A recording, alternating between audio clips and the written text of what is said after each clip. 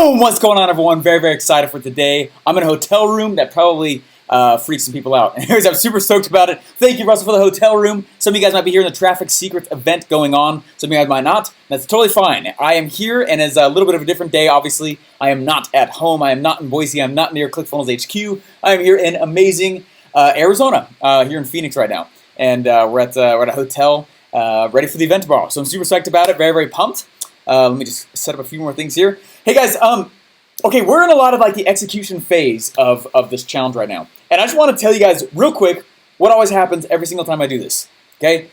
Every single time I do this, it's always about this point where people start to drop off because things actually hit the fan in their mind, right? They're like, wait, I have to actually do something, okay? I don't want you to be that way. I hope that you're not being that way. I hope that you're willing to be uncomfortable in order to have things that you really want, okay?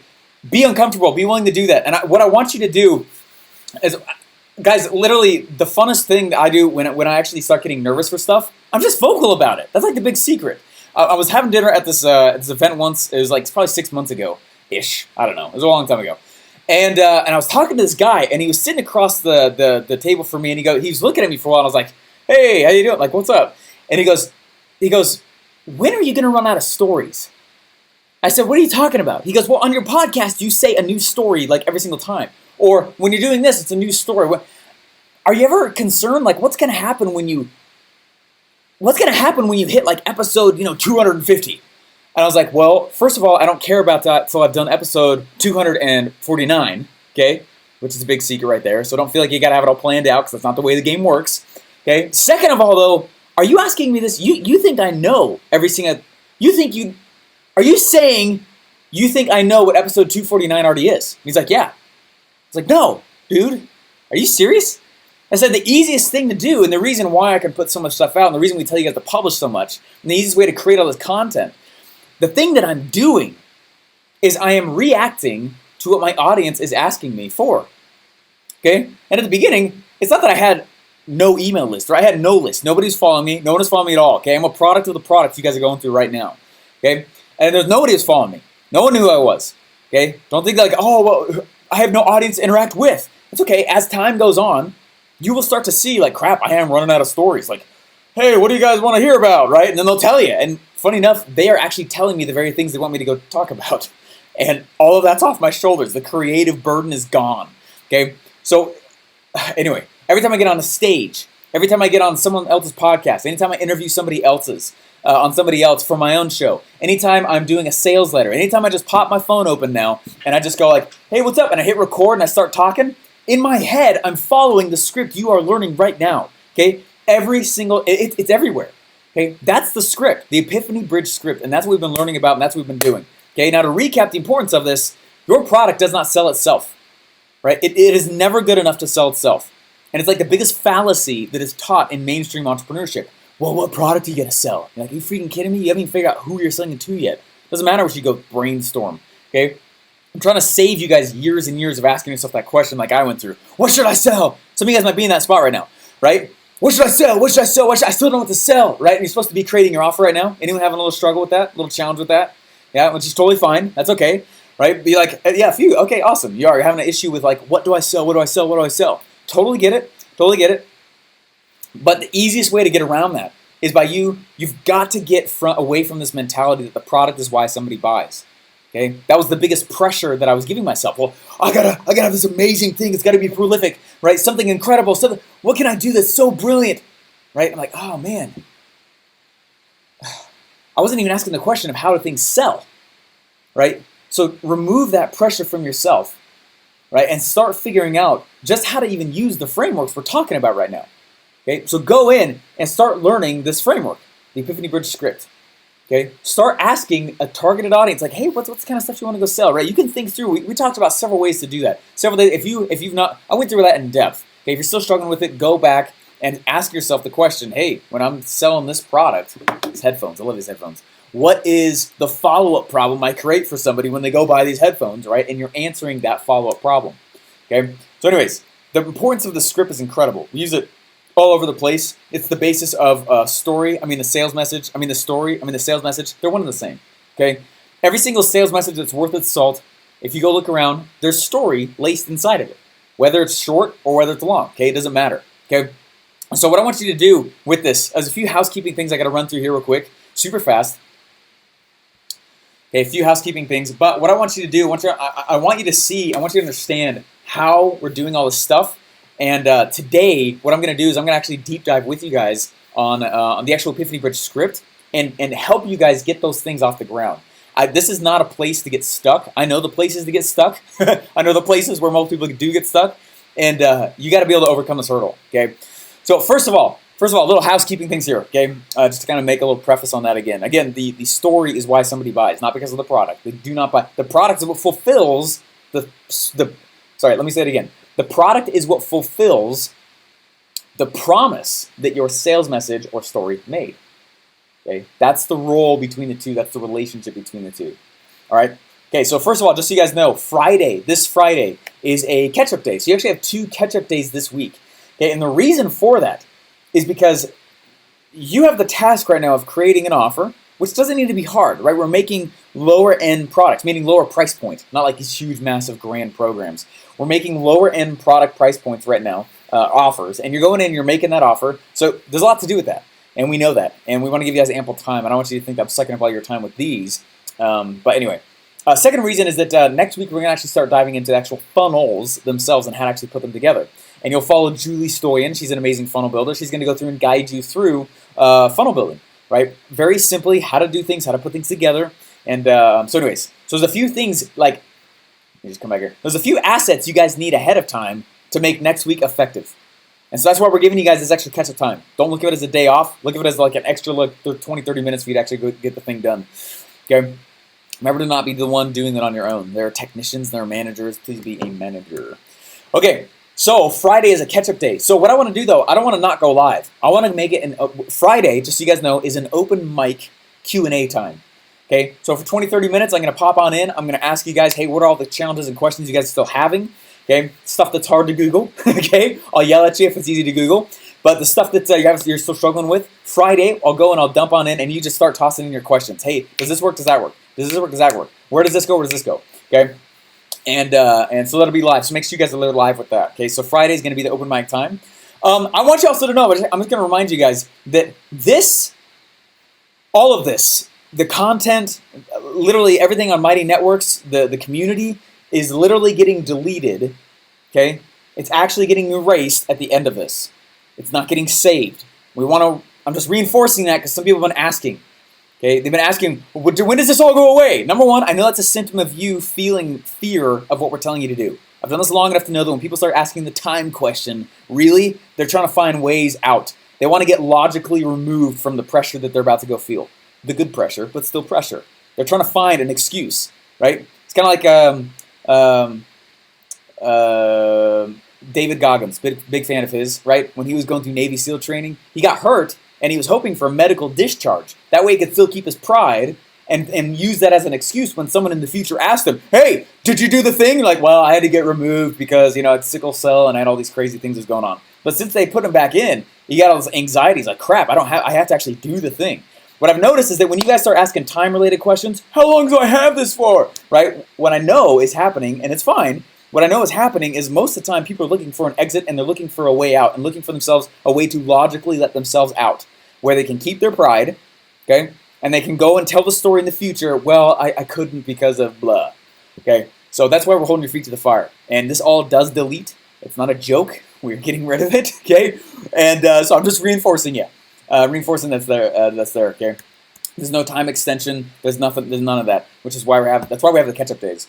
Hey, I got a few housekeeping things, okay? And one more thing, and then we'll go into today's sharing. Guys, make sure that you got a Funnel Hacking Live ticket. If you guys think that this is good content at all, okay, this is like a sliver of the kind of stuff that you learn at Funnel Hacking Live. Funnel Hacking Live, who's going? Who's going? Yeah, catch-up days, right? Like ketchup and mustard and ketchup. Who's going?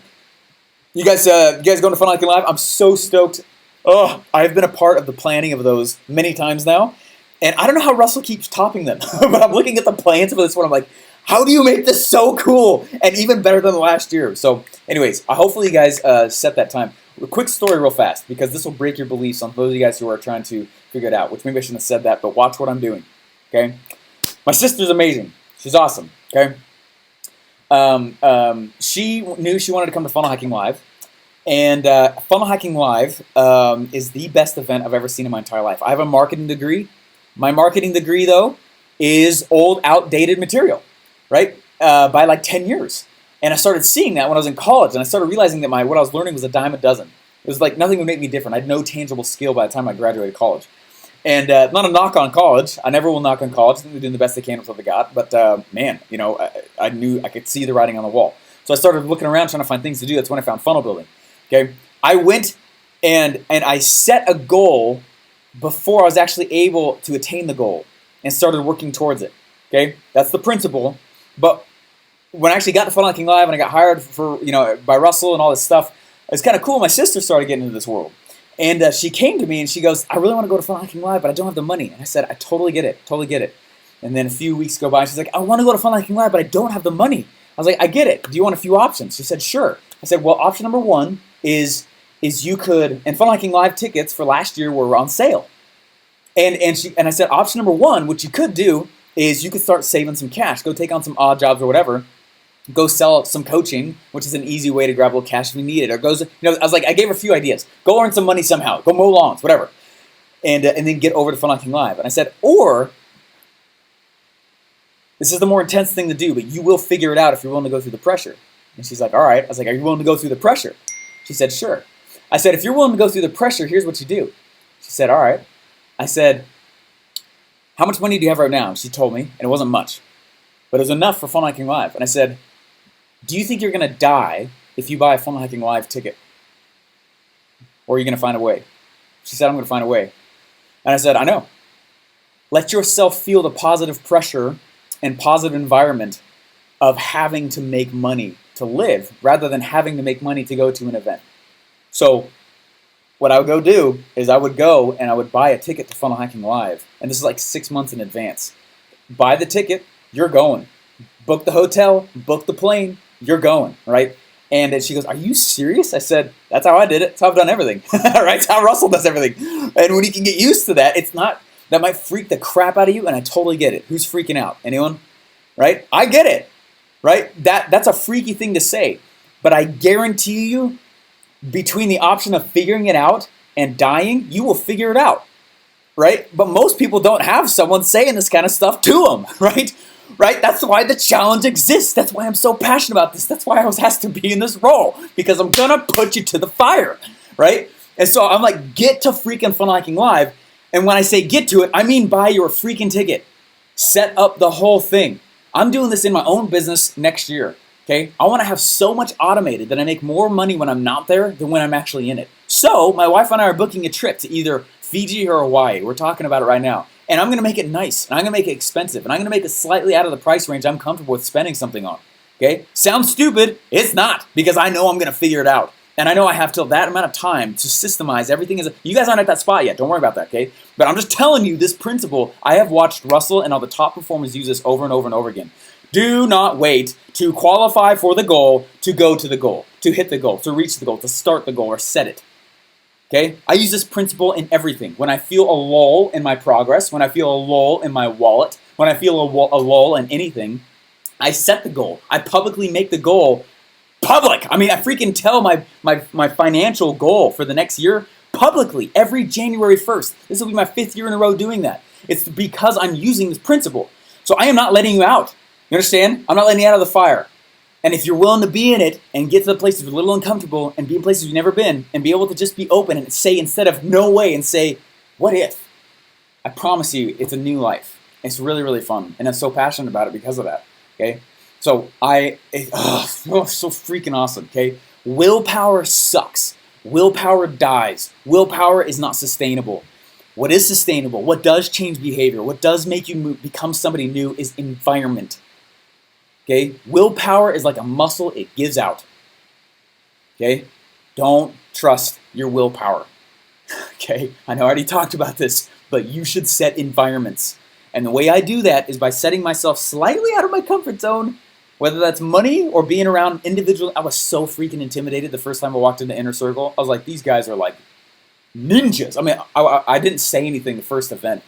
Russell walked up and he's like, dude, I've never heard you say so little. And I was like, it's because I'm intimidated, man. Like, look at these guys, you know? And he's like, come on, man. Like, you got it. I was like, all right, sounds good. And I get it. And I felt those things. And I'm not trying to act like, I got it all the time. No, I don't. Which is why I set the goal just outside of my comfort zone with any area of life. Okay? I'm going to go do a Tough Mudder soon. Right? I want to take jiu-jitsu so I can choke out Russell. Right? And I was telling him that now, because if I don't tell him that, if I don't say, then I'm going to find some way to emotionally, logically, even though it's emotional, logically let myself out of the pressure when time gets hard. Okay? Go to Funnel Hacking Live. It will change your life. Take it from a guy who almost got straight A's in college for his marketing degree. The first day, I called my dad. The very first session, the very first day, it was a little bathroom break, right? And I called my dad and I said, Dad, I don't know why I went to college. I said, this has been so much better than the last 5 freaking years I just spent on everything. Oh my gosh, Anyway, side rant over. Housekeeping things though, okay? I'm just trying to let you guys know that. So remember, this Friday's open mic Q&A. Understand that this content does go away at the end of this. It's not a joke. We're not playing you on that. It's to help you guys stay in the heat. Go to Funnel Hacking Live. Go to funnelhackinglive.com. Get your ticket if you've not. I think he's going. They've sold well. I think it's like 3-4 tickets already gone. Okay, that show sells out quick. Anyway, my favorite thing about it is that, frankly, Russell goes in, he gets all these people that are actually doing it.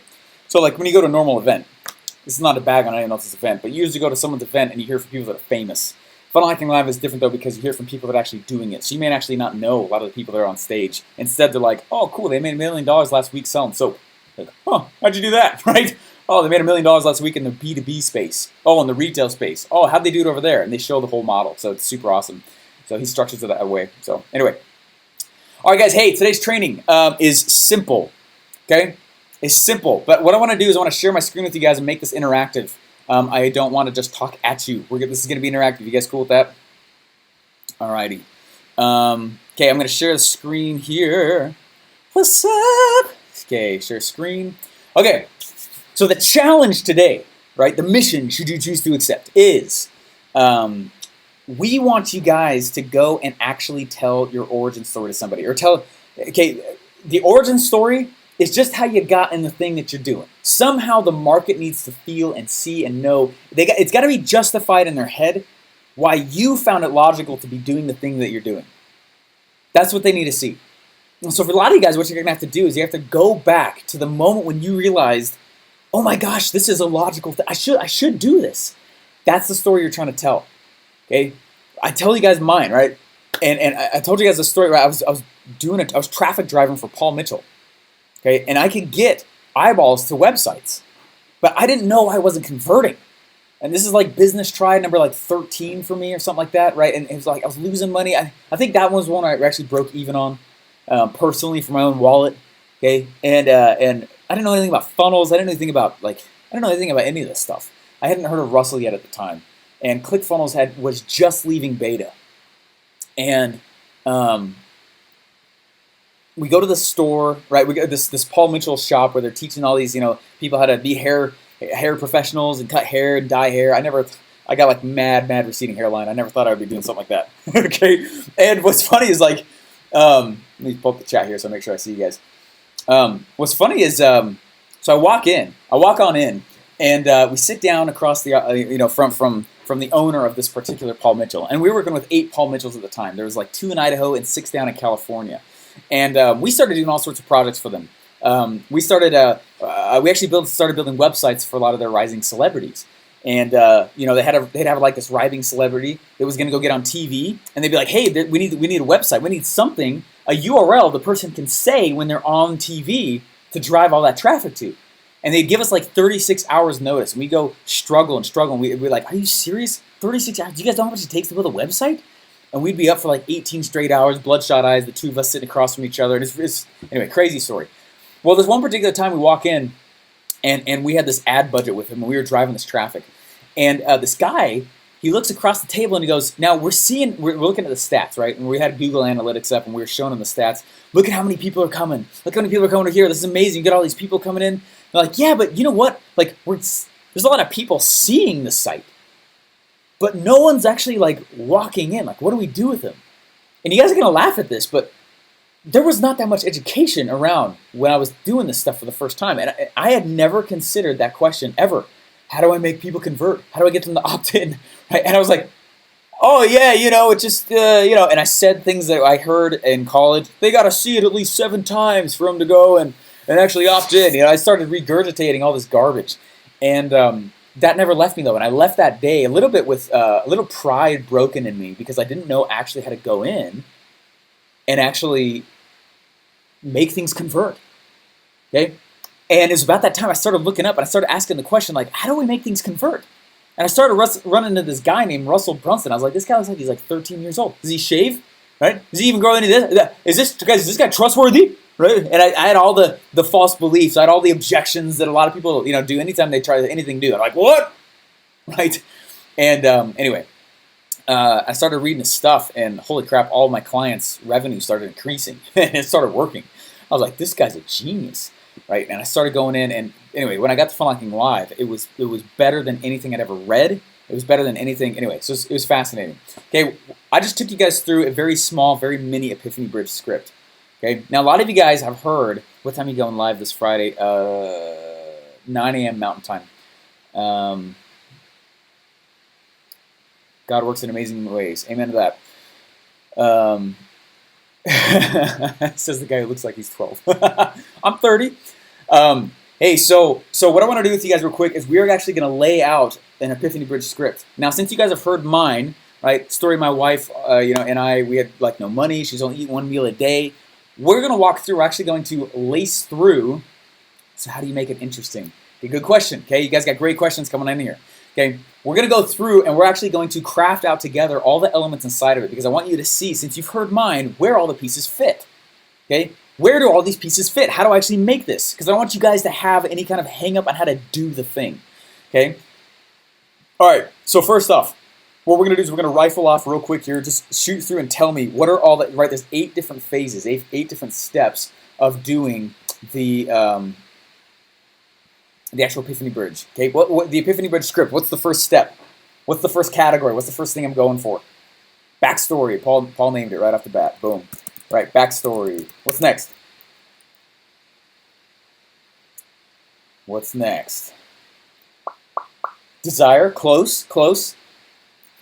Anything else? We'll get to the attractive character graph behind there in a second. We're not talking about that right now. There we go.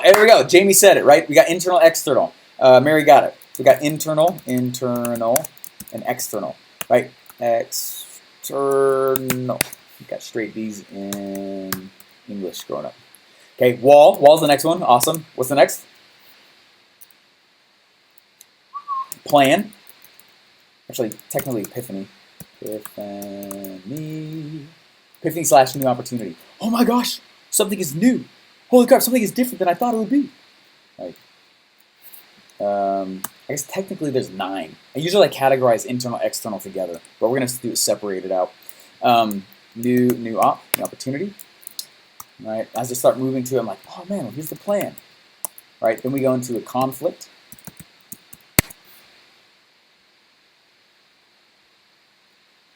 There we go. Then we got achievement / transformation. Usually this is the one I group together, but technically they're not. So,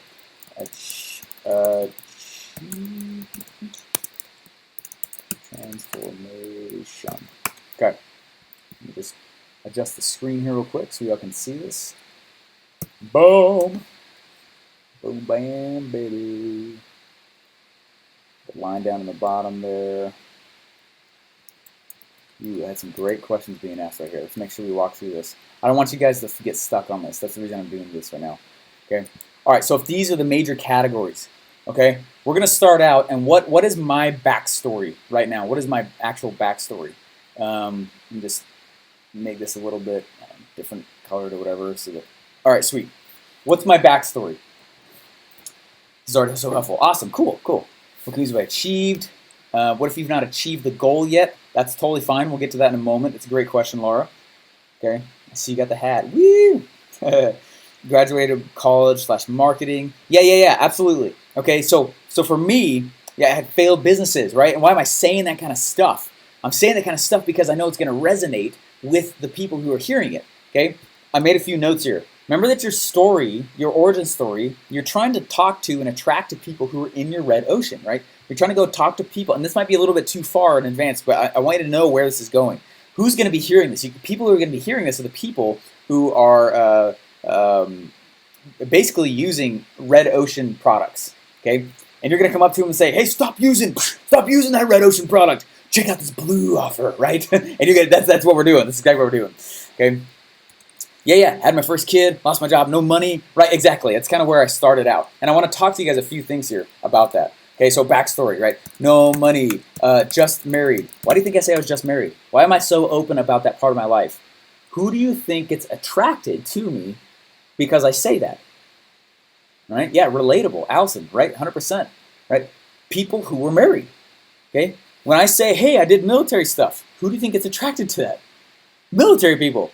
Why do you think I say I'm trying to make this game work, but it took me literally 17 tries. Why do I say that?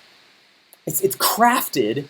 This is all true, okay? But it's crafted so that it resonates with certain people. You guys are hitting it straight on the spot, right? Yeah, convert with communication, 100%, right? I say no money, right? Just married, no jobs, can't get a job, right? Find out that my lady, right? My missus, my new bride, right, was eating one meal a day. Right, find out what are the things in the backstory. Now you guys are starting to hit that, right? Riding my bike everywhere, right? Little elements like that. That's why I'm weaving them inside of it. I rest on my back. Oh, for you, okay, interesting. Yeah, in school, right? Yeah, riding bike because I didn't have any car. I was in school. You guys remember all these different elements behind it? Yeah, okay, awesome. Okay, check this out. Yeah, I called my dad. Yeah, jumping through windows, right? Jumping through windows, doing all sorts of right? I mean, I was trying to make it work. Why do I say those things? It's because it's resonating with an individual who might be feeling some of those emotions, who might be doing some of those things. And they're like, this guy gets me, right? And remember, so anyways, I want to make this point very clear here. What I'm teaching you is literally how to persuade the way an individual sees the world. There's some power that comes with that, okay? Great power, right? Great power comes great responsibility, right? I don't want you guys, I just need you to know, like, please use this for ethical and moral things, okay? Okay, but quite literally, this is how I will craft a story that is persuasive on the human mind. Okay, I was in school, right? Okay, now what was I doing internally, what was I thinking? Right, what were the things that kind of going through my head?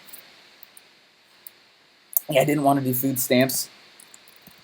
For those of you guys have heard that part of it, I opted out of that. Right? How can I provide? Right? What were some of the emotions I was feeling? How can I provide? Right? How can I support the family? I'm going to be a failure again, right? It's like, yeah, exactly. Oh, I'm going to be a failure again. How many business tries am I starting going through, right? I'm freaking out. I'm saying things like that. Guys, on the inside, I was like freaking out though, right? And there's just so much fear. I didn't know if it would work, okay? Now, what were some of the external things I was trying to portray? Yeah, internal stress for sure. What were some of the external things that I was trying to portray? I was like, remember, yeah, you got this, right? And that's why I say that in the story. I'm like, my wife's asking me things like, hey, is this going to be on? I'm like, oh, yeah, babe, ain't nothing but a thing, right? And I'm doing that to be funny because it's causing rapport. Remember yesterday's lesson? We're getting 2 of those 5 things. I'm trying to gain rapport. So some likable things, some funny things, but I'm clearly in jeopardy here, right? I'm portraying those things inside of it so that when you hear the first 10% of this story, you're like, I have got to hear this. And if you look at a lot of my webinars, or if you look at a lot of things, like I was looking on the stats, and people stick around like crazy through my intro story. Like, it's so strong and very captivating because of these reasons. I've got a lot of rapport right out of the gate. Right, so external, yeah, right, I'm working hard, right, yeah, working hard. Like, oh, ain't nothing but a thing, right, yeah, we got it all together, everything's together, all together. No sweat, yeah, I'm trying to be tough, almost emotionless. I was not being real, okay, I was not being real with myself or anybody else because I wanted to act like I had it together. Oh yeah, no, it's expected, babe. It's expected. Okay. At this point, what I want to do is I want to make something very clear to you guys here. Let's say I'm selling these headphones. Could I use that backstory to sell these headphones? Yeah. Could I use that backstory to sell funnels, to sell supplements, to sell info products, right? Coaching. Could I use that backstory? Right up until this point, that backstory The reason I know it so well is because it gets reused. Stories, you don't need to keep coming up with new stories all the time, okay? You can use them and use the basis of them. I'm trying to help you guys know this so that will go. I'm a very ROI-driven dude, right? I'm not saying money, but like if I can go in and know, okay, Steven, you're going to spend a lot of time crafting an awesome backstory because you're going to reuse it like an animal and get a lot of ROI out of that backstory, okay? Then I go and I dive in more deeply. That's my personality. That's from the DISC test. So anyway, right? And so I'm telling you guys this, okay? These first few pieces right here is very key to understand, right? I can go, it could be the exact same thing every time. And it is. All the products that I sell, all the things that I do personally, it's the exact same backstory every single time. It doesn't matter if I'm talking about, oh, when did I get hired by Russell? It doesn't matter if I'm talking about, oh, when am I selling this or selling that? Like it doesn't matter. This is like one of the biggest key secrets ever. That's why you keep hearing Russell's potato gun story, right? If you haven't heard that, I'm sure that you will at some point, right? And he even talks about this, okay? He talked about today in today's training, you are going to get tired of your story way before the market is. Just get used to that and know that you're not being annoying. People are not annoyed by you. You are just saying it a lot, okay? And anyway, that's very, very important. I guess the backstory comes from our lives. Yeah. Now, when you think about this, it's a great question, Demetrios, okay? Now, think about this, okay? The backstory is your history in the red ocean. I don't want to go too deep here. I'm not trying to stretch you guys out. I'm not trying to go too nuts here. But I'm just saying, if you're going to resonate with people who are in the red ocean and you're trying to walk into them and say, hey, let me sell you this sweet thing, right? The easiest way to relate with that individual is you likely have used a similar thing that you're selling back into, right? If you're like really into health or fitness, my guess is, and you're successful and you got a product about that, my guess is you've used the majority or tried the majority of at least the fad diets that are out there. So you tell your origin story with your results and your experiences with those things, right? And they're like, oh, I know, I tried that also, right? That's how you're doing that. So actually you're becoming kind of copywriters. To a degree, there's a kind of copy that you do need to get good at. I don't want to say good at, but familiar with, okay? I'm not an amazing copywriter, but man, I'm a freaking awesome storyteller because of this, okay? And that's the reason why, is because of it. So get good. These are like some of the things you don't outsource, okay? You don't outsource the storytelling. That's you. You don't outsource becoming an attractive character. Hopefully, that's you, right? There's a few things in there you don't ever outsource in the game. You can outsource ads, you can outsource a whole bunch of other stuff, but like this itself we're getting to the core of what marketing actually is in this kind of sphere and tense. Really, really awesome. Yeah, exactly, Allison. Outsourcing marketing is like outsourcing your sex life. That's the joke we have at ClickFunnels. Right? You're not going to outsource your sex life. Just not going to do it. Same thing with marketing. Don't outsource it. It's where all the money is. Alrighty. All right, now, what were some of the walls that I hit?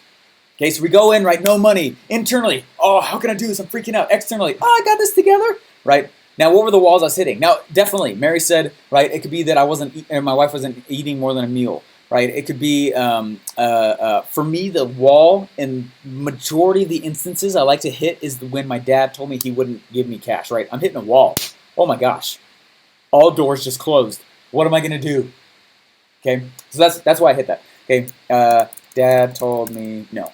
Okay, and I kind of I go through that story, and I'm careful of the way I say it. I even try and personify my dad, right? Yeah, bills piling up. The time is going down 4 to 6 weeks before student loans come in. Dad said no. How do we do this, right? Right? And then I go through from there, and it's like it's gripping. People, especially if you've been in some kind of similar scenario, or you're trying to get in this, you're like, I don't want to hit that wall, right?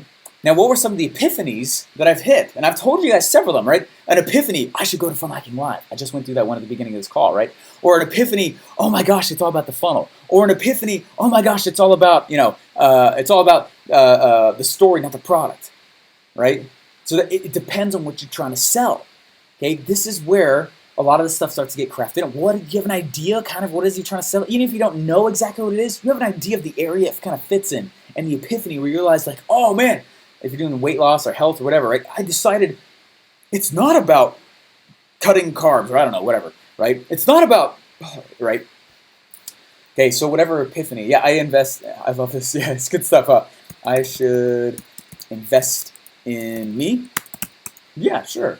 Definitely Shaka. Okay, bills piling up looking for food stamps. You're more resourceful than you think. Yeah, start having these epiphanies like, wait, oh my gosh, I had to become resourceful.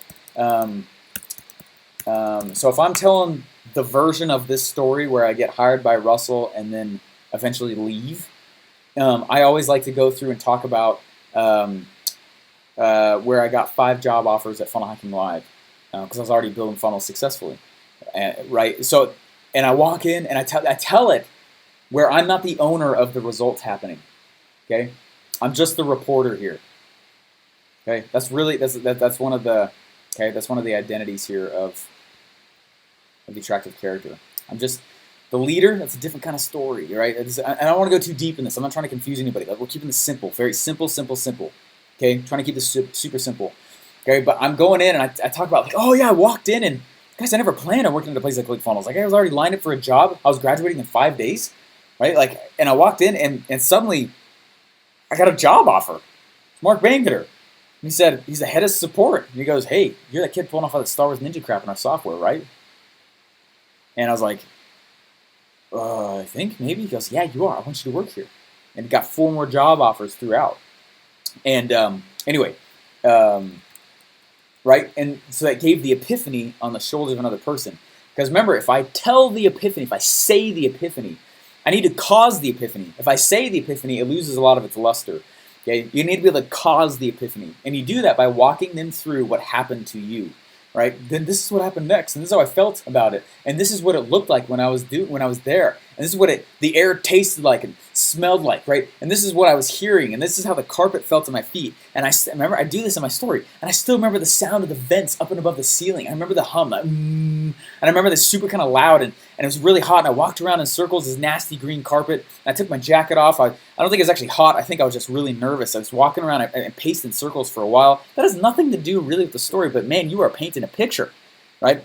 It's the reason why I went through and I dove deep into that kitchen scene, right? The other day where I walk in and I open up the kitchen, or open up the apartment we were living at the time, and this amazing smell came out, this amazing aroma. I could tell that my lady, right, my bride, she had gone out and she's making this incredible meal. It was amazing. And I walked in, this incredible spread of food across the... You're all imagining different kitchens you've been in and different meals that smell good to you. And that's why I'm doing that. I'm describing it because you're becoming the protagonist in my story. And if I tell it right, you will experience the same emotions that I experienced in it.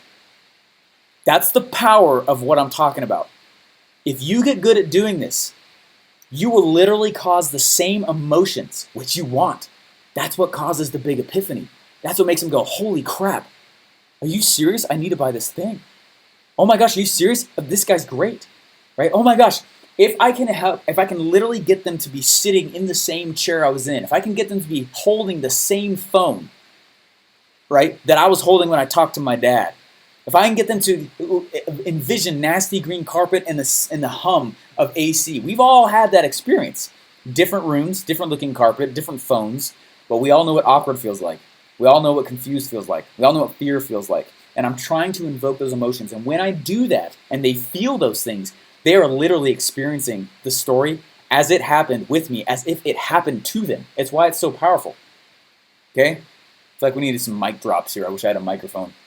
I feel like if I keep yelling, I'm going to get like the hotel called on me. Otherwise, I keep yelling. Whoa! Right? That's freaking huge. Okay? You're bringing everything into play. Okay? This is the crap, right? Yeah, boom, boom, boom, right? This is the crap that makes you good at this. If you're good at this, doesn't matter how good or bad at funnel building you are, right? This is what makes your stuff sell. This is what makes stuff, right, actually get more valuable when they see it. This is what stuff that makes you become the attractive character in the eyes of other people. Okay, let's keep walking through this here. Because I got a sweet challenge here for you guys, and I got a really cool a gift for you guys coming up here at the end of this, okay? Check this out. Okay, so the epiphany, right? Oh man, I had to get resourceful. And then eventually I lead them to, there's this thing called funnels, and I thought it was kitchen funnels. You guys remember me telling you that day one of this challenge? I thought I was talking about kitchen funnels. Why? Because you're probably thinking that too. That's why I say it. Okay? And what's the plan? What's the plan that I tell you guys? What's the plan? What did I decide I needed to go do? What actually got me into motion once I had the realization? You guys remember what I was talking about that? Yeah, Funnel Hacking Live, right? I set a goal. I'm going to get to Funnel Hacking Live. Oops, I'm typing in the chat. The big cheese, right? Yeah, sausage number 1. Right? It's like, I want to go to Funnel Hacking Live. I got to get to Funnel Hacking Live. And as I start going, I start moving, what's the conflict that happens again with the plan? It's not all big roses. What's the fear? What's the thing that hit? Money again. You're right. Why is it money? right? Money because it's truth, right? All that's truth. Remember, it's the way I'm telling them to make it effective. But it's money because what's the audience most likely felt at some point as well? Oh my gosh, where do I get the cash, right? Conflict, yeah. Renting a bike, riding a bike all the way across, biking all across San Diego. Right? Then what's the achievement? What did I achieve across the way? Mary. What? Okay, what's the achievement across the way? I got the job offer, right? I actually got there, and I got a job offer. It's like, what the heck? And it shocked me, which it should. Remember, the hero's few journeys. I'm going to achieve. I'm going to get things that are like, oh, check this out, right? I got a job offer, and I'm like, are you serious? And remember, I even go a little bit further. And I go, 2 days later, I get a call by ClickFunnels. 2 days after that, I'm sitting across from Russell Brunson. 2 hours after that, they call me and they say, hey, we want you to work next to Russell Brunson and do this thing. And I called my wife, my voice totally gone, and I said, you guys remember what I said? We'll talk about that in a second, Laura. I said, babe, we did it, right? Our life just fundamentally changed. We are actually on different tracks. The course of our actual life just shifted, right? That's where the like, kind of feeling comes in. And I need that. I need them to have that. Yeah, babe, we can eat, right? And when I can do that, this is like, that's crazy cool. Now, the thing that, let's say we did it. Okay, now the thing that your heart and future suddenly changed instant. A suddenly, right? A suddenly. Yeah, exactly. It's a great way to say that, Shay, right? A suddenly. Wow. It's that honor feeling, that wow, that satisfaction. Western culture really wants our movies to end with a happy ending, right? You notice that most movies do that way in Western culture. It's actually not normal for a movie to not end positively. Same thing with music. All of our music ends on positive melodic tones that resolve themselves. East, right? Out east, though, that's not how it is. Lots of their music ends on very negatives. Lots of their stories end. They don't have to be a positive ending. That's the story. That's what happened, right? Very Western culture of us, though, that we want to have the wow, right? The look what happened. That feeling of honor. I don't care if you like any of your leaders of any country or whatever. If they walked in the room, you still would feel a sense of like, wow, it's that person, right? It's like when Russell walks in the room at Funnel Hacking Live, you can feel that feeling. Everyone's like, wow. That guy's changed the world. He's actually affected generations, right? You have that feeling, and you'll feel that. And I need to have them have that feeling. Okay, so just know the beginning of this piece, that backstory is like so freaking key, guys. Like, get really, really good at that. Okay. Now, someone asked the question: where does reading.com secrets while in the military shift fit in? Sometimes I'll toss it in when I, like, it could be, it kind of depends, like, right? I usually dive into that a little more when I realize that the guys I'm talking to are a little bit younger and possibly may have been in the military, or at least might think that's cool, okay? I'm trying to gain more rapport with them. That might be planned. I kind of fit that in there. Like, oh man, I had to go realize what funnels are. Like, what's a funnel? I started realizing, I was like, is Russell even old enough to shave? Right? And I say that kind of stuff jokingly. He knows that. Like, it's a joke because I'm relieving pressure. This is a high pressure story, right? It's good and it should be, but I gotta let the pressure out a little bit, or else that gas is gonna pop the whole container, right? No food? Wow. Oh, just barely made it. What, this? No. Wow. Oh, just barely made it. What? Oh, this? No. Wow. Oh, just barely, right? It's like this pressure throughout. And that's what we're doing. And if you go watch an event that's successful and is actually run like our actual marketer should run them, like Funnel Hacking Live, you'll notice a lot of the speaking. You watch this. Go watch this at Funnel Hacking Live. Come to Funnel Hacking Live and watch this. Okay, this pattern is everywhere. Pressure. A little bit of relief to pressure. Wow, lots of cool entertainment. Whoa, a little bit of down. Whoa, a little bit more than the last time. Whoa, a little bit. Whoa, way more than last time. And it's like this buildup. And that's how a lot of great stories are told that way, right? It's like those movies you go to where it's like they barely make it in the nick of time. And then again, and then again, and then this huge culminating event, right? Songs are like that way as well. Entertainment in general. This is show business, okay? You have entered an element of showbiz, okay? And if you suck at doing that, that's okay, I did too. Okay, you can learn it. Just give yourself time. Don't judge yourself. It'll be great. Hey, so somebody asked, what happens if we don't have a story like this? So you do, right? And I had to craft this, and it sounds so good because I've told it so many times, and it sounds so logical because I've told it so many times, and I spent time in front of a whiteboard with these categories out, writing this stuff down, okay? So you guys do have the story. So what I would go do if you're like, man, Steven, I don't have like this big thing yet, or if like, you know what I mean? There's some reason you're doing the thing that you are. Somewhere along the lines, you got right. You were justified emotionally, mentally. You checked in. You're like, you know what? This is the thing. I'm doing it. I'm going full in. This is it. Okay. So what I want you guys to do is I want you to go. Okay, that's today's homework. Okay, it's actually what you guys are doing. The challenge itself, the mission, is you're going to go in, and I want you to write in and just. Guys, you got to do the thing that my teacher was trying to teach me with the whole squirt bottle and the bad kitty thing. You don't have such a bad. There's no such thing as a bad idea. Okay. Especially in this brainstorming thing, no such thing as a bad idea. So just brainstorm and just start writing things down, right? And start writing it. And this is literally what I would do. Okay, let's go open up a new sheet here real quick. Okay, I'm just using an Excel because it's easy to share. You don't have to do this in Excel. I don't. I usually do it on a whiteboard. Okay, but if you're like, all right, Steven, the product that I'm selling is. I don't know. Let's say it's a protein powder. Protein powder. Let's say it's a protein powder. Okay. And you know that you're talking to people who are trying to get healthy. Right? You're selling into the market, the major market of health.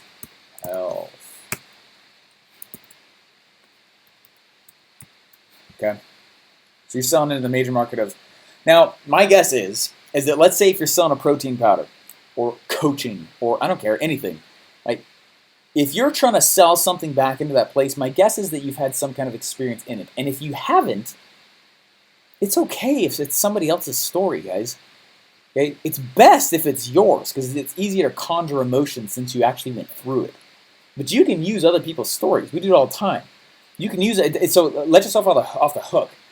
The reason I'm saying, like, give yourself credit, give yourself, like, because what I found is that a lot of times there's such a culture, I think it comes from our education systems, right? Oh, I don't have all the elements together, therefore it's not going to work.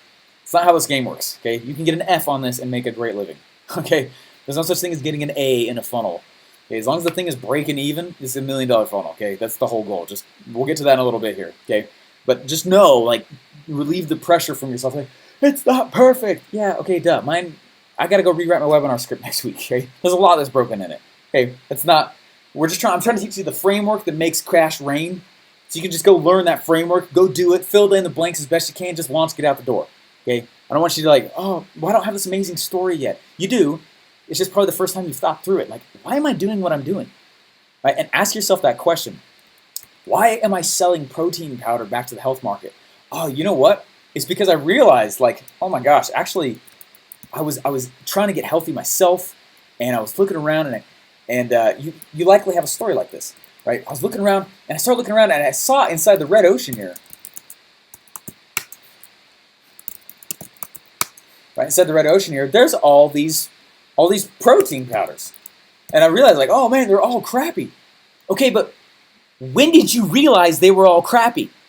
You got to go back to the exact spot. Even if you can't remember the exact spot, right? There's some experience you had that made you realize that what you're doing is logical, even though it's emotional. Okay, right? What is that? What is that? What is that thing?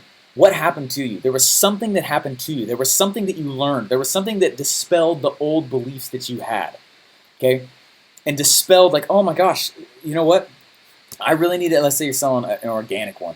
You're like, oh my gosh, and I started looking at all these different protein powders and realizing all this junk that was in there. And so you're selling back into, right, the people who are taking protein powders, right? And they're getting healthy. They're like, hey, I'm healthy, therefore I take protein powder. And you're like, sweet, I'm going to go back and I'm going to talk to those people who are taking protein powder. I'm going to say, look, you got to stop this. Well, how do you know that? When did you learn that? When did you realize that? You guys getting this? I'm not just saying that for a trial close. Is this actually making sense to you? Okay? Because every one of you guys has an origin story for the thing that you're doing. Somewhere it was justified. Somewhere it was logical. Somewhere, if human beings are like rivers and we take the path of least resistance, it's not that we're lazy, it's just we do that, right? Somewhere it became the path of least resistance for you to be doing the thing that you're doing. Well, what happened? What's that path? What did you do, right? Go back and start writing out those steps. That's really what today's challenge is all about, okay? Jazz hands. You guys like jazz hands? Yeah, I talk with my hands a lot. I physically am a very active individual. Stephen, can you answer this, please? Does the epiphany always have to be about the product we're selling? Ali, no, right? So a lot of times, like, just in order to gain rapport, it's a great question. In order to gain rapport, and in order to go in and gain, like, I'll go and I'll tailor it with the audience. And what they're doing is they're gaining a rapport with me, and it actually starts to drop the walls in their head. Mentally, it will drop a lot of the walls, and they won't actually freak out as much when you say something like, okay, go get your credit card. They're like, oh yeah, well, it makes sense because here's the hit, right? Remember, because there's 2 intros of every script. You're going to intro yourself, which is part of the origin story. You're going to intro why the heck you're doing what you're doing, right? The product itself. An origin story, through the Epiphany Bridge script, is the easiest way to do that, to weave through both intros so that people are like, I get it. I see why you did that. I see why it was logical. When I heard Russell's webinar for funnel hacks, right? When I heard his webinar for funnel hacks, is like, hey, my weird niche funnel currently making me $17,000 a day and how to ethically knock it off in less than 10 minutes. I saw that. I heard his origin story about the potato guns, and I was sold. I didn't need to hear anything else in the script. Okay. Someone asked a question. Stephen, what do you do if you don't have much experience in your niche, such as cooking? That's okay. Oh, great question. I think other people, that's what you guys are asking also. Okay, that's okay. Okay, when I left ClickFunnels, right, I did it so that I could document my journey towards my next 2 Comma Club funnel. Okay, that's how you do that. So go out and publicly say, hey, this is where I'm going. Okay, this is where I'm going, and I'm going to document the journey along the way. It's just a bunch of Epiphany Bridge stories, right? And why did I suddenly get to the realization that that was a logical thing to do? That does not seem logical, and I get that, and I know that, and I got a lot of hate mail for it. Okay. Why did I get to that spot? Well, I tell that story, and then suddenly people are like, I get it. I get it. All right, sounds good. So somewhere, the decision to sell the product, the decision to do the thing, the decision to call the shot and set the goal and to document along the way, that's what you're doing. So it's great question. Does my backstory need to start at a similar point to where my audience is right now? It works well when you do. Great question. How do you adjust this formula if you are not the hero but the guide? That's okay. We actually call that, right? So there's several. If you guys open up .com secrets, there is a. I'm going to stop just open questions here in a moment, but because I got one last cool announcement. I've been on a little bit long today. But this is big, okay? This is big, and I'm trying to get you to get this. Funnel building is so freaking easy if you understand how to make an offer and how to make a sales message, which is based on story. We're learning story. You have to know this, okay? A good story compensates for a bad offer. It's where I'm like, come on, baby, just freaking do it, all right? Be tough with yourself and do this. Okay. So yeah. How do you do this if you're the hero? You're not the hero, but the guide. That's okay. That's exactly what I'm talking about. Just call the shot. So follow me along the way, right? And then I learned this, and I learned this. If you notice, I'm not the hero in my story. I'm really not. I'm just documenting what's happened in the past and what happened. Like, oh my gosh, I'm just trying. And before I got hired by ClickFunnels, and I did learn some of these backstory methods, I still had that. Okay, but as more has happened in my life and more cool stuff has happened, and there's other crazy elements, the story just gets a little bit bigger, or I'll take pieces out that are more interesting now and we'll swap them out. And this is a living, breathing thing that I'm constantly updating. Right. The Epiphany story is meant to address your customers' objections. Ish, they can, but from an emotional state, not logical. Yeah. It'll do like major objections like, why the heck are you doing what you're doing? That's really the biggest one you're trying to overcome. So I repeat, but I totally get this for backstory, but I'm understanding how we use this for every post/live. Yeah, okay, sounds good. Check this out. Is there such a thing as too much detail in your story? Yeah, you'll be able to feel it. Some things you just learn by doing them a lot. This is one of those. So I have 30-minute versions of my story, and I have like 15-second versions of my story. Like if I'm on a podcast, I'm like, briefly tell us what you've done. Okay, this, no food, realize that, got to fun like live. Wow, okay, cool, right? And these become almost like your credibility plays when someone's like, what have you done, right? Just a sales message page, the story never ends. Yeah, woo, never ending story. It's helped me so much. Thank you, Bev. I appreciate that. I'm glad it has. This is like a big one. It's the reason I'm being a little more intimate with you guys on this and going through more of your questions than I normally would. Okay, but this is like, you got to get this. And it's not hard. So that's why today's challenge is this thing. So someone said, how do we use this in every single post, live, or whatever? Okay, check this out. Let me share my screen again one more time.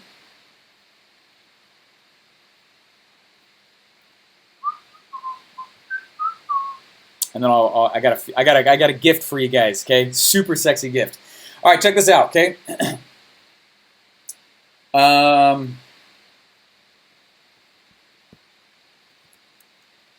Okay, so the Epiphany Bridge script, right? I'm just going to make this up off the top of my head. I think it'll be more fun. I think it'll prove the point a little, which will be good. What's going on, everyone? It's Steve Larsen, and you're listening to insert podcast name. And I'm super excited for you guys to be here today. Hey, I recently was flying out to an event for Russell, the Traffic Seekers event. Some of you guys may have had a chance to actually get there. I'm super excited about that. Thanks for walking up and saying hi. I really appreciate that. I actually love meeting you guys. It's a ton of fun. Hey, what I did is it was crazy getting there, first of all. I get there, and I fly to Salt Lake from Boise to get my connecting flight. And we get on the plane in the connecting flight, and I get in there, and I look way down the left. True story. I look way down the left, and I see this really big guy, and I was like, crap, that looks about to see where my seat is. And I start walking down, I was like, man, and I'm a broad-shouldered guy. I'm a big guy also. There's little seats back there aren't fun. And sure enough, I'm sitting next to him, and it's like the non-confrontational competition for who gets the elbow rest. And I'm sitting there, and we're sitting there, and the plane's not moving. And I don't know why it's moving, or why it isn't moving. And about 5-10 minutes after we're supposed to already be in the air, the captain comes on, and he's like, hey, it's like, famous pilot lore. There's got to be an education on how they actually do that. Oh, hello from the flight deck, right? He goes, I'm just here to update you guys. And the update is that there is no update. We don't know what's wrong or what's going on. All right, be back in a moment. And he's gone. I'm like, what the heck? That was the most random thing I've ever heard. And anyway, so I'm sitting right there. I'm like, whatever. And I took a legal pad out. I always have that with me on flights because I like to just listen to music and think and brainstorm. And I just have tons of fun going through it. Well, anyway, what ended up happening was I was sitting there, and the captain gets back on and he goes, that big sigh after the most classic cliche people. And he goes, for captain from the flight deck. Apparently there's a bulging thing coming out of the side of the airplane, and no one can figure out what it actually is. It's not a joke. Maintenance guy is coming on the way to check it out. The luggage guy saw it. It'll be about 15 minutes before we can get the paneling off the side of the airplane. Sorry, we'll update you later on. And that was it. And I was like, oh, what the heck, whatever. I was deep in the zone. I was having these prolific thoughts. Oh my gosh, new opportunities can be made this way. Oh my gosh, this is the best way to tell a story. I was thinking about my audience with One Foot on the Way Challenge. I'm like, oh my gosh. And I got to make sure I teach these things today. I'm super excited about that. Right? And anyway, he gets back on about 15, 20 minutes later. He goes, hey, no one can figure out what this bulging thing is coming out from the side of the airplane. I hate to do this to you, but it's the fact that we can't figure out what it is. We took the paneling off the side of the airplane. We're actually just going to switch airplanes. So I'm so sorry to do that. This is literally a full flight. It's a packed flight. We're going to get you guys off and go over to gate C10. C10. And you guys are going to get off and just keep your boarding pass. If you guys lost it, make sure you guys get it on the way back out. And we should be out the door very shortly. That plane has not arrived yet, so it might be another 10, 15 minute late. And it's so funny, guys, because by that time I realized, oh my gosh, like everybody who is an adult becomes a child in those kinds of announcements. Oh, man, right? Like, but I have all these plans. And I was like, are you serious? Like, healthy plane, dead body. Healthy plane, dead body. Like, the options aren't really, there's not many of them. And so we get out, and we walk on out, and we're walking around, and sure enough, all these cell phones are popping out. Right, and we got these ranting and raving people, and people are pacing around. And if I was on video, kind of like I am now, and people were watching me, I'd start pacing around like I was watching them to get them in state. Okay, I'd be like, "Oh man, I was walking around, I was watching these guys. They're pacing around. Well, yeah, Delta Airlines, blah blah blah. They made us fly because they can't figure out what this bulging thing's out the side. Can you imagine them switching?" I was like, "Holy crap!" I was like, and I remember I called my wife, and I was like, "It is amazing to me how adults turn into freaking children." Like, at the slightest thing.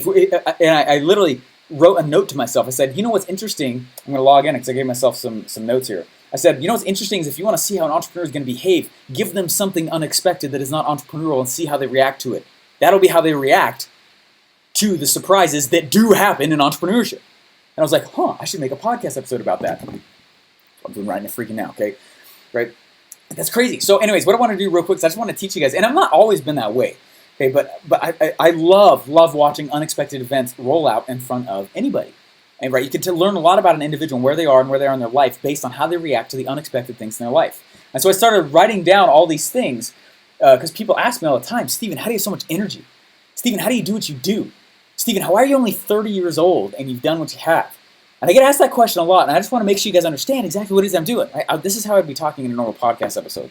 I'm just making this up off the top of my head. Right now, I'm right at about, so we've hit wall. I'm kind of in epiphany / new opportunity. I'm kind of moving into plan right now. Okay, here's the plan, because I'm about to give you guys specifics. Okay. What I realize is that one of the reasons that I've been able to do what I have in this life is literally because, number one, I know what I want. Most adults don't, and they don't give themselves permission to go explore and fail at things to figure out what they want. And because they can't do that, because they've never done that, they don't figure out what they ever want. How can you hit a target that hasn't been named? You can't. And so I realized, I wrote this down right there, boop, right? I realized, oh man, I got to go in and I got to figure out, like, what do I want? And I started asking myself that question very deeply with a lot of intent to answer it several years ago, right? It's about 5 years ago. And I started getting really serious about that. What am I good at? What am I not good at? What do I want to be good at? What do I want in life? And what am I willing to see and feel and experience the things it takes in order for me to get there? Okay. Number two, I realized that most adults just don't have confidence. And I'm looking around, and most of them, anytime anything new happens in their life, they don't have the actual confidence to actually get them out the door and do the crap that they should. They're freaking adults, but they can't handle themselves like adults. Right? And instead, they go out and they typically will go blame other people on this stuff. Oh, Delta Airlines found a bulge coming out of the plane. And people were like pissed. And I was like, you got to be freaking kidding me. Like, have you thought of the alternative of what could happen if they didn't? Thank goodness that dude found it. Are you kidding? Like, I'm glad we're off the freaking plane. Be late to whatever you're going to be late at. Okay? It's like, does that make sense? That makes sense, you guys, what I'm saying? Like, this is crazy. The next thing, I realized that I'm not afraid of my own ideas. And this is one of the things that I've learned from a lot of the people that I coach, and a lot of people that I get out there, and a lot of people that are out there trying to do something because it's new, because they've never done anything before, because it's the first time they've actually experienced things, because it's the first time they have ever started building their own train tracks. And it's new, it can be freaky, and I get it. And I'm not judging anybody for these kinds of things. But I realize, like, oh my gosh, I am not afraid of my own ideas. I'm willing to accept the fact that they're probably wrong, but it's still my idea. What if I tried it? What if? And I asked myself that question instead. The last reason I realized just right off the bat, this is actually as I was walking off the plane, I wrote it down on my phone and screenshot it so I can make sure I do an episode about it, which is what I'm doing now, which is awesome. Guys, thanks so much for joining the episode. I appreciate it, and taking the time to do that. I know you have a lot of things going on in your life. Guys, what I realized, this is the last final thing. Okay, when I got kicked out of college my first semester because I got straight Fs, I realized, right, I'd get real with myself. Steven, you're dumb. Steven, you got to learn how to learn. Steven, you don't, like, what, this is really when I started asking myself, like, what do I want? It's more like 8 years ago now, right? And I was like, what is it you actually want? What is it? And how can you put yourself in scenarios where you can learn those things? Not just try to learn them, like put yourself in an actual scenario to learn those things. And what I've learned and what I've realized along the way is that the other thing that set me apart, and which is hilariously interesting how easy it is to implement this, but most don't because of distractions. If you have the slightest glimpse of discipline in this world, you will dominate in life. Okay? I heard a stat the other day that basically said, look, in America, 1 out of every 160 people is a millionaire today. 1 out of every 160 people is a millionaire today. Okay? Now, if you think about that, if I want to say 160 people and I got a 1 in 160 shot of being a millionaire, I think probably half of people aren't even aware that's a possibility for them. So I'm going to say it's 1 out of 80. I'm guessing that from that 80, probably half of them have no idea about this funnel game and the easy ways and the formulas we know that drop cash in their pockets if they just freaking do the thing. So I'm going to say it's actually 1 out of 40 because odds are looking really freaking good. Sometime in my life I'm going to be a millionaire, right? And that was my thought when I first heard this stat. I was like, okay, now I got 1 out of every 40. I'm going to say half of them get so scared by doing anything new in their life, right, that they look for excuses to get out. So I'm going to say it's 1 out of every 20. Man, these odds are looking really, really good, right? Then I'm going to go in, I'm going to add just the slightest level of discipline, the ability to be discomforted, right? And specifically this right here. I'm going to go find environments, communities, groups, gurus that know way more than I do, and I'm going to spend a lot of time around them. And I don't care if I have to earn my way in or pay my way in, I will be around them. And they will accelerate and shortcut decades of my life. And that decision right there changed my life.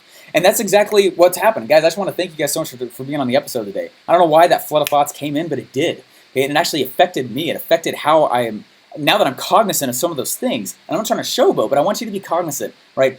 Are you being the best adult you can be? When unexpected things show up, how do you react? Okay, it's one of my favorite parts from the book, 7 Habits of Highly Effective People, right? In order to be responsible, you need to be able to respond. You need to be response-able. able to respond to the unexpected in your life. Just remember that. Just remember that this game is all about unexpected things. So just real quick, just real fast. I'm not saying this is gospel, but these are just 4 things that really changed my life. Number 1, you got to know what you want. Please have confidence while you move forward. Don't be afraid of your own ideas and know you're going to suck at anything at the beginning. So give yourself credit, give yourself leeway. Who cares? If you just try to do anything special in your life, you were literally ahead of everyone else by default because no one else is really trying. The competition's super small. And then last thing, guys, you have the slightest amount of shed of discipline. And guys, that's really helped me. And I'm going to go keep writing that list down. Hopefully you guys do as well. And I would do kind of what I did. I wrote it down on my wall, my actual wall in my office. It's actually on my wall. Anyways, guys, thanks so much. Hopefully you guys enjoyed it. Please rate and subscribe. Hey, we'll see you in the next episode.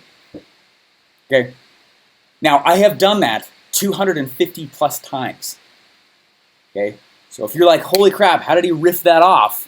It's because I know the freaking formula. Epiphany Bridge script is the way to impact. That's just off the top of my head, okay? I'm just watching the thing, but I don't need to watch it. It's in my head, okay? This has been a long episode today. It's been a long one, but I need you to understand this. Learn the Epiphany Bridge script and know it, and close your eyes and be able to see it, and get good at it every time you communicate, every time that you're doing anything, and it will change your life, okay? Last final thing here, and I promise I'll be done. I have a gift for you guys, okay? The gift is this. Okay, just to recap again, Friday's open mic Q&A. This goes, again, all this stuff is going away at the end of the challenge. None of this is being saved. That's not a joke. We are actually getting rid of it and deleting the community at the end. This will help you guys move and actually take action. Last thing here, guys, I want to review some of your guys' funnels. Like, specifically, okay? I want to review some of your guys' funnels. You thought that was the gift. Oh. I was just riffing, man. Okay. Hey, guys, I want to, how many guys think this content's been helpful already? Right? Obviously, I know it's been helpful. Content's been great. I already know it's been helpful, and I'm so thankful. And that's not a conceited statement. I just know it's been helpful. We've done enough times to know it helps. Okay. Anyway, birds of a feather flock together, 100%. Right? I'm assuming that you guys know a few others that would benefit from this kind of stuff. Right? This is a very low cost, high value program. We are closing it. But what we want to do is we want to be able to know, like, help people know, like, hey, next time it pops in, right, this is actually worth it. Okay, so what we're doing is I'm doing a little giveaway here. Okay, so if you guys go to OFAWk2 and leave a Facebook review, the best Facebook book review, I will bring you on. I'll bring your URLs on. We will share the screen. I will walk through your entire sales message, your offer, and the funnel in front of everybody so that you guys can actually be at a very amazing starting spot. Okay, I turned a lot of money to do that. Okay, OFAWk2, OFAWk2. And I'll do it at the end of the challenge. Allison, thank you for asking. It'll be the end of the challenge so that you have the funnel up, right? So that you have all the assets together, and we can do a full thing all together, which is like, freaking awesome.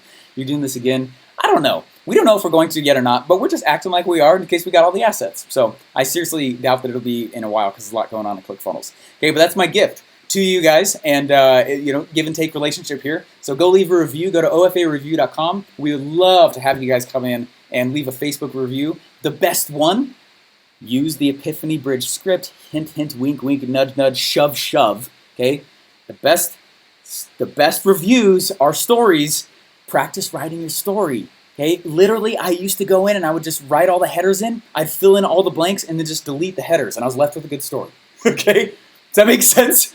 It's super easy, guys.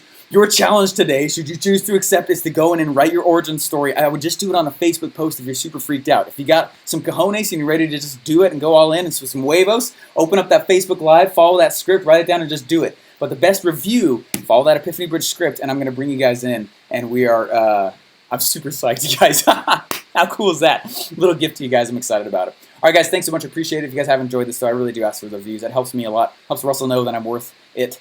And anyway, so I've got to talk to you guys later. Hopefully, you guys, some of you guys are here at Traffic Secrets. I'll see you guys a little bit later. The rest of you guys, I'll see you tomorrow morning. Bye.